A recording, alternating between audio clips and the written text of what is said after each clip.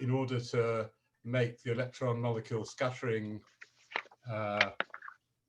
software that I'd worked on for many years with other people more accessible to scientists who were interested in electron collision processes, we would start a company, Quantemol, who would provide an expert system for running the code. Now, the original expert system was called Quantemol-N, and as we'll hear quite a lot about today, this has been upgraded to a new version called QEC, Quantemol Electron Collisions, and this is still an important product from Quantemol, but we've also diversified into a number of other products. So we have now plasma modeling software, both a zeroth order model and an implementation of Mark Kushner's HPEM model called Quantemol Virtual Tool, QVT. And then we also, in most recent development, we decided that actually the need for data was so much in the plasma science area that we should actually start to systematically compile data and to compile sets of data, which we call chemistries, which are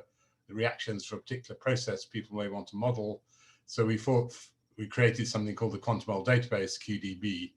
So those are our main products, are a mixture of data and software. Plus, of course, we do consultancy. We will do it for you if you don't want to do it yourself.